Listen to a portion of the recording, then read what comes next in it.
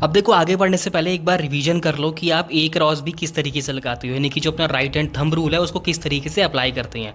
तो सपोज करो ये वाली जो पेन है ये शो कर रही है ए के लिए, और ये जो ब्लैक है ये शो कर रही है बी के लिए। अगर मुझे ए क्रॉस बी निकालना है तो कैसे रखूँगा, ऐसे जो अपनी चार उंगलियां हैं वो उसे इस तरीके से प्लेस करूँगा, ठीक है ना, इस तरीके से, ये ऐसे देख लो जो भी है, ठीक।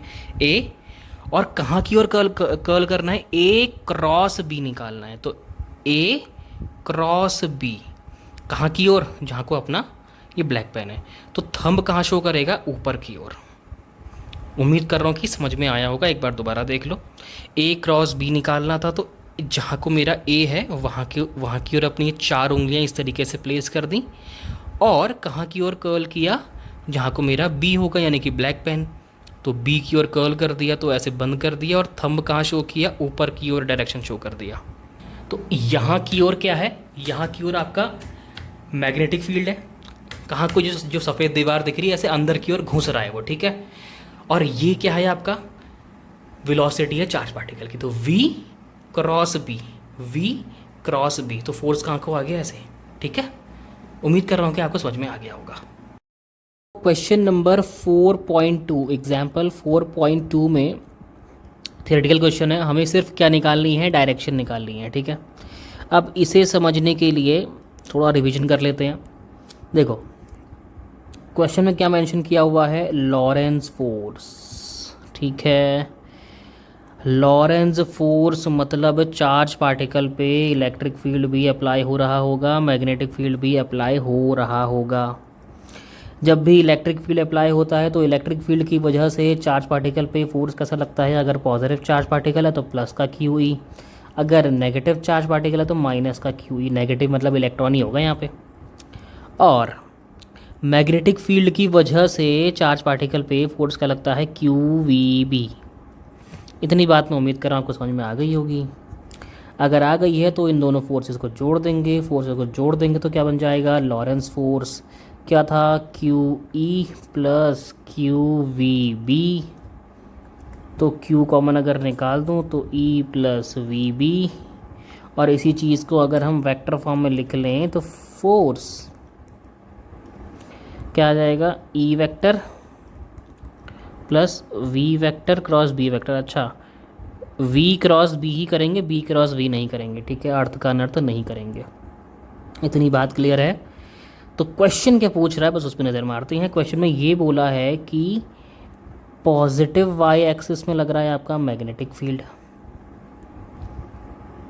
ठीक, और पॉजिटिव एक्स एक्सिस है आपका। अब देखो बुक में उन लोगों ने क्या किया हुआ है ना, बुक में इसको वाई एक्सिस ना मान के इसको क्या माना है, जेड एक्सिस माना है, ठीक है। और मैग्नेटिक फील्ड अंदर की ओर डाली है, जिसकी वजह से उनका आंसर थोड़ा सा अलग आ रहा है। अलग क्या आ रहा है मतलब ठीक ही आ रहा है। तो मैं भी आपको ऐसे ही बता देता हूँ सिंपल तरीके से, ठीक। तो हमने क्या किया, तीन एक्सिस होती है ना, तो ये मेरी एक्स ही रही। जो ये ऊपर वाली है ना, ये इसको y नहीं माना, इसको z माना, क्योंकि भाई आपस में म्यूचुअली परपेंडिकुलर है तो कैसे भी कर सकते हैं। अंदर की ओर यानी कि स्क्रीन की ओर जो घुस रही है वो तुम्हारी क्या है, y एक्सिस है, ठीक है। और वहीं की ओर क्या किया है, मैग्नेटिक फील्ड डाला हुआ है। तो अगर मुझे अंदर की ओर घुसता हुआ मैग्नेटिक फील्ड दिखाना है तो ऐसे क्रॉस से दिखाते हैं, और अगर बाहर की ओर आना होता है तो उसे पॉइंट से दिखाते हैं। आई थिंक इतना काफ़ी है समझाने के लिए कि मैग्नेटिक फील्ड अंदर की ओर लगा है। क्या है ये, मैग्नेटिक फील्ड। क्लियर है इतनी बात। दो पार्ट है, बोल रहा है कि पहले तो इलेक्ट्रॉन मूव कर रहा है, दूसरे में बोल रहा है कि प्रोटॉन मूव कर रहा है। अब दोनों के लिए फोर्स कहाँ कहाँ पर लग रहा है हमको ये चीज़ बतानी है, ठीक है। तो सबसे पहले बात कर लेते हैं इलेक्ट्रॉन की। देखो क्योंकि यहाँ पर इलेक्ट्रिक फील्ड भी अप्लाई हो रहा है, ठीक है ना। क्या हो रहा है, ये तो इलेक्ट्रिक फील्ड की वजह से इलेक्ट्रॉन पर जो फोर्स है वो कहाँ की ओर लगेगा। देखो F इक्वल टू होता है प्लस क्यू ई, यानी कि जहाँ को इलेक्ट्रिक फील्ड है वहीं तुम्हारा क्या होगा, चार्ज का डायरेक्शन होगा, चार्ज का मूवमेंट होगा, या चार्ज की वेलोसिटी होगी। पर अगर इलेक्ट्रॉन आ गया तो इलेक्ट्रिक फील्ड के ऑपोजिट चला जाएगा, यानी कि इलेक्ट्रॉन जो है कहाँ मूव कर रहा होगा, नेगेटिव एक्स एक्सिस में, ठीक। अब क्या करना है, यहाँ की ओर आपका इलेक्ट्रॉन मूव कर रहा है, अंदर की ओर आपका क्या है, मैग्नेटिक फील्ड है। तो यहाँ से हम डायरेक्शन बड़ी ईजिली निकाल लेंगे, है कि नहीं। इलेक्ट्रिक फील्ड की वजह से माइनस एक्स एक्सिस यानी कि नेगेटिव एक्स एक्सिस में इलेक्ट्रॉन चला गया, मैग्नेटिक फील्ड वाई एक्सिस यानी कि अंदर की ओर धंसा हुआ है। तो राइट हैंड थंब रूल या स्क्रू रूल लगा के हम यहाँ पे डायरेक्शन फाइंड आउट कर सकते हैं।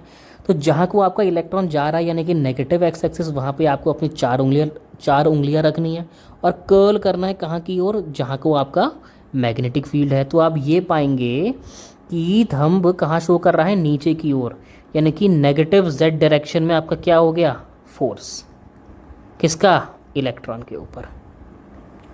ठीक है, अब आते हैं सेकंड पार्ट के ऊपर।